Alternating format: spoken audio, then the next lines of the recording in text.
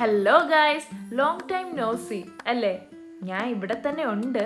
പക്ഷെ കുറേ കാര്യങ്ങൾ കാരണം ബിസി ആയതുകൊണ്ട് വീഡിയോസ് എടുത്താൽ പോലും എനിക്ക് എഡിറ്റ് ചെയ്യാനോ ചാനലിൽ അപ്ലോഡ് ചെയ്യാനോ പറ്റുന്നില്ല. പലപ്പോഴും നിങ്ങളിൽ പലരും എനിക്ക് ഇൻസ്റ്റഗ്രാമിലൊക്കെ മെസ്സേജ് അയക്കുന്നുണ്ട്. ഇപ്പോഴും പണ്ട് സ്ഥിരമായിട്ട് വീഡിയോസ് ഇട്ടുകൊണ്ടിരുന്ന ആളല്ലേ, ഇപ്പം എന്താ വീഡിയോസ് ഇടാത്തതെന്നൊക്കെ ചോദിച്ചുകൊണ്ട്. ആ സമയത്ത് എന്നിലെ ആ പഴയ യൂട്യൂബറിന് ചെറുതായിട്ട് വേദനിക്കുന്നുണ്ട്.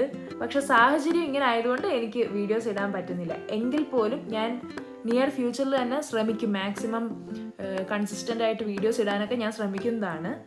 അപ്പോൾ ഈ വീഡിയോ കഴിഞ്ഞ മാസം എൻ്റെ വീടിനടുത്ത് തന്നെയുള്ള കോട്ടുക്കൽ കൃഷിഭവനിൽ ഹരിതോത്സവം നടന്നപ്പോൾ എടുത്ത വീഡിയോ ആണ്. എൻ്റെ അറിവ് ശരിയാണെങ്കിൽ ഏകദേശം 5000 ഏക്കറോളമാണ് ഈ കൃഷിഭവൻ ഉള്ളത്. ഇവിടെയാണ് പലതരം ചെടികളുടെ വിത്തുകള്, പിന്നെ പുതിയ പുതിയ ഇനങ്ങള് ഇതെല്ലാം ഡെവലപ്പ് ചെയ്യുന്നത്.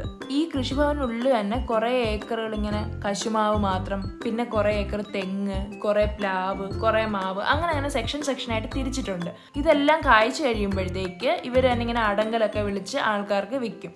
അതുപോലെ തന്നെ ഈ കൃഷിഭവൻ്റെ വേറൊരു ഫംഗ്ഷൻ എന്ന് പറഞ്ഞാൽ കർഷകർക്ക് ഗവൺമെൻറ്റുമായിട്ട് ഇൻട്രാക്ട് ചെയ്യാനുള്ള, അല്ലെങ്കിൽ അവരുടെ പ്രശ്നങ്ങൾ ഗവൺമെൻറ്റിനെ അറിയിക്കാൻ, ഗവൺമെൻറ് തിരിച്ച് സൊല്യൂഷൻസ് കർഷകർക്ക് കൊടുക്കാൻ, അതിനൊക്കെ വേണ്ടി ഒരു ഇൻട്രാക്ഷന് വേണ്ടിയുള്ളൊരു മീഡിയം എന്ന് തന്നെ നമുക്ക് കൃഷിഭവനെ പറയാം. അതുപോലെ തന്നെ കർഷകർക്ക് തങ്ങളുടെ കൃഷിക്ക് ആവശ്യമായിട്ടുള്ള വളം, കീടനാശിനി അങ്ങനെയുള്ള സാധനങ്ങളൊക്കെ കൃഷിഭവൻ വഴി സബ്സിഡിക്ക് കിട്ടുന്നതാണ്.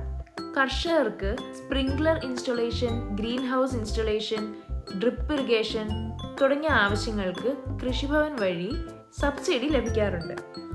ഇവിടെ ഹരിതോത്സവത്തിൽ വനശ്രീ ഉൽപ്പന്നങ്ങളായ തേൻ, മുളയരി അതൊക്കെ ഉണ്ടായിരുന്നു. അതുപോലെ തന്നെ ജൈവ വളങ്ങളായ മണ്ണിര കമ്പോസ്റ്റ്, ആട്ടിൻ കാഷ്ടം, അങ്ങനത്തെ ഒരുപാട് വസ്തുക്കളും ഉണ്ടായിരുന്നു. അതുപോലെ തന്നെ വീടിനുള്ളിൽ നമുക്ക് വളർത്താവുന്ന ഒരുപാട് അലങ്കാര സസ്യങ്ങളും അലങ്കാര മത്സ്യങ്ങളും ഒക്കെ ഹരിതോത്സവത്തിൽ ഉണ്ടായിരുന്നു. എനിക്ക് കൃഷിയെ പറ്റി അങ്ങനെ ഒരുപാട് കാര്യങ്ങളൊന്നും അറിയത്തില്ല. പക്ഷേ ഇങ്ങനെ ഞാൻ അവിടെ ചെന്നപ്പം കണ്ടുപിടിച്ചൊരു സംഭവമാണ്, എനിക്ക് ഭയങ്കര അത്ഭുതം തോന്നി. ഈ പൊള്ളലേറ്റ പേഷ്യൻസിൻ്റെയൊക്കെ ഒരു പേടി സ്വപ്നമായിട്ടുള്ളൊരു ഇൻഫെക്ഷനാണ് സ്യൂഡോമോണാസ് ഇൻഫെക്ഷൻ എന്ന് പറയുന്നത്. അത് ഈ സ്യൂഡോമോണാസ് ഒരു വളം അല്ലെങ്കിൽ ചെടികൾക്ക് ഉപയോഗിക്കുന്ന ഒരു സംഭവമാണെന്ന് ഞാൻ ഇങ്ങനെയാണ് അറിഞ്ഞത്. അതുപോലെ തന്നെ അവിടെ ഇങ്ങനെ നാടൻ വെച്ചൂർ പശു ഉണ്ടായിരുന്നു കേട്ടോ. അതെന്ന് പറഞ്ഞാൽ നല്ല മുരട്ട് പശു. ഞാൻ സ്നേഹം കൊണ്ട് തടവാൻ ചെന്നപ്പോൾ എന്നെ കുത്താൻ വരികയായിരുന്നു. അങ്ങനെ ഒരു വെച്ചൂർ പശു, അതിൻ്റെ കുഞ്ഞും ഉണ്ടായിരുന്നു. കുറേ കാലങ്ങൾക്ക് ശേഷമാണ് ഞാൻ ഇതുപോലൊരു ഔട്ടിംഗ് ഒക്കെ. അപ്പോൾ സബ്സ്ക്രൈബ് ചെയ്യാൻ മറക്കല്ലേ.